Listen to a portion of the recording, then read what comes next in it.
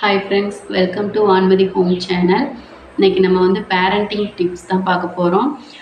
குழந்தைங்க வந்து அடம் பிடிக்கிறதுக்கு காரணம் வந்து பெற்றோர்கள் தான் காரணமா? நம்ம செய்கிற தவறுனால தான் அந்த பிள்ளைங்களோட பிடிவாத குணம் வந்து அதிகரிக்குதா அப்படிங்கிறத பற்றி தான் பார்க்க போகிறோம். அதை வந்து எப்படி சரி செய்கிறது அப்படிங்கிறதையும் நம்ம பார்ப்போம். வாங்க வீடியோக்குள்ளே போகலாம். ஃபர்ஸ்ட் என்னென்னா, குழந்தைங்கள வந்து நம்ம எங்கேயாவது கூட்டிகிட்டு போனோம்னா அதை ஏதாவது ஒரு பொருளை கேட்டு அழுவாங்க, அடம் பிடிப்பாங்க. நம்ம அதை வாங்கி கொடுக்கல அப்படின்னா அது மறுபடியும் தரையில் விழுந்து பிறழுவாங்க. எனக்கு அது தந்தாலே தா அப்படின்னு அதை சமாளிக்கிறதுக்கு நம்ம என்ன பண்ணுவோம்னா, ஃபஸ்ட்டு அதை வாங்கி கொடுத்து வீட்டுக்கு உடனே கூட்டிகிட்டு வேகமாக ஓடியாந்துருவோம். ஏன்னா நம்மளை வந்து ரோட்டில் வச்சு அசிங்கப்படுத்துகிறான், இவனை எங்கேயும் கூட்டிகிட்டு போகக்கூடாது அப்படிலாம் நினைப்போம்.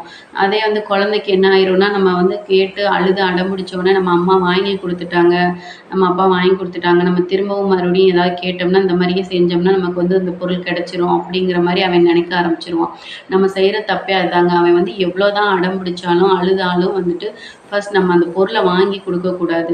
அது வாங்கி கொடுக்கக்கூடாது. அதே மாதிரி அந்த இடத்துல எவ்வளோ அழுதாலும் நம்ம அதை வந்து கண்டுக்கக்கூடாது. நம்ம கூட்டிகிட்டு வந்துடணும். ஃபர்ஸ்ட்டு வீட்டுக்கு கூட்டிகிட்டு வந்துட்டு அதுக்கப்புறம் அந்த பசங்க கிட்ட வந்துட்டு அதை புரிய வைக்கணும். கூட்டிகிட்டு வந்துட்டு அவங்களுக்கு வந்து நம்ம அதை எக்ஸ்பிளைன் பண்ணி புரிய வச்சோம்னா, அந்த இடத்துல எப்படி நடந்துக்கிட்டாங்க, இது தப்பு அப்படிங்கிறத புரிய வச்சோம்னா, நம்ம எவ்வளோ தான் அடம் பிடிச்சாலும் நமக்கு அந்த பொருள் கிடைக்காது. நம்ம இந்த மாதிரி கேட்குறதுனால வாங்கி தர மாட்டாங்க அப்படிங்கிறத அவங்க புரிஞ்சுக்கிடுவாங்க. புரிஞ்சுக்கிட்டு அந்த பிஹேவியரை வந்து அவங்க மாற்றுறதுக்கு ஒரு வாய்ப்பாக இருக்கும். அப்புறம் வந்து நம்ம ஒரு 10 நாள் கழிச்சு அதே பொருளை வாங்கியாந்து கொடுத்தோம்னா, அப்போ அவங்க கொஞ்சம் சந்தோஷமாக இருப்பாங்க. உடனே வந்து அவங்க கேட்குற பொருள் எல்லாம் நம்ம வாங்கி கொடுத்து அவங்கள பழக்கப்படுத்தக்கூடாது.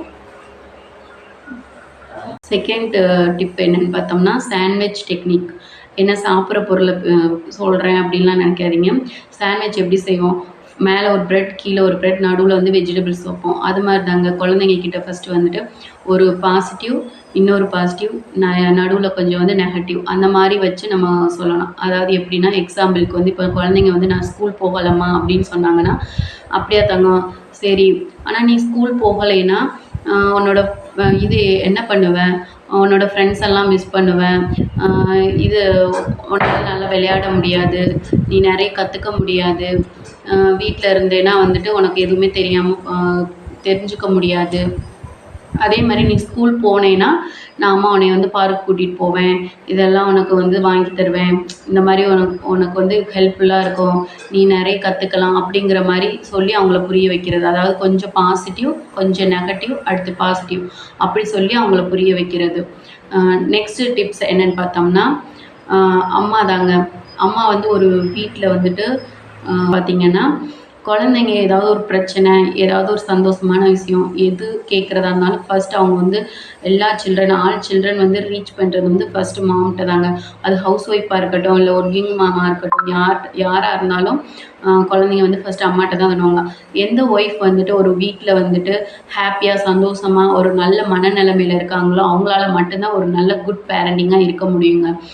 அவங்க எக்ஸாம்பிள் பார்த்தீங்கன்னா, ஏதாவது ஒரு பிரச்சனை, கஷ்டம் அப்படின்னு சொல்லிட்டு ஹஸ்பண்ட்ட சொல்ல போகும்போது அவங்க வந்து அவங்களுடைய கஷ்டத்தை வந்து ஃபஸ்ட்டு காது கொடுத்து கேட்கல, அவங்கள வந்து கவனிக்கவே இல்லை அப்படின்னா, அவங்க என்ன மனசுக்குள்ளே நினச்சிருப்பாங்கன்னா, சரி நம்ம கவலையில் வந்து கேட்குறக்கு ஆளே இல்லை, நம்ம என்ன பண்ணுறது அப்படின்ட்டு ஒரு வருத்தத்தில் மனநிலைமையில் இருக்கும்போது, மன அழுத்தத்தில் இருக்கும்போது குழந்தைங்க போய், அம்மா இது வந்து ஸ்கை வந்து என்ன கலரில் இருக்குமா அப்படின்ட்டு வந்து போய் கேட்குறாங்கன்னா, சனியனே உனக்கு இப்போ தான் கேட்க தோணுதா அப்படிங்கிற மாதிரி வந்து குழந்தைங்கள கோவமாக திட்டுவாங்க. நம்மளோட கோவத்தை, நம்மளோட கவலைங்களை வந்து குழந்தைங்க கிட்ட காட்டுவாங்க.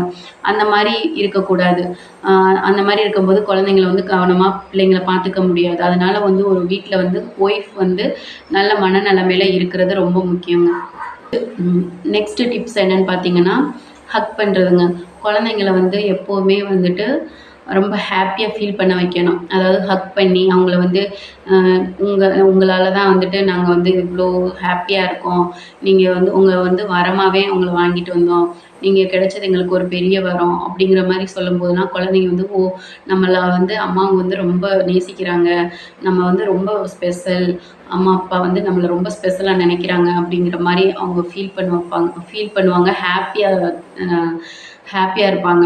அதுவே வந்து அவங்க குழந்தைங்களோட மனநிலைமை வந்து நல்லா ஹாப்பியாக, சந்தோஷமாக நம்ம அம்மா அப்பா வந்து நம்மளை ஹாப்பியாக பார்த்துப்பாங்க அப்படிங்கிற மாதிரி இருக்கும்.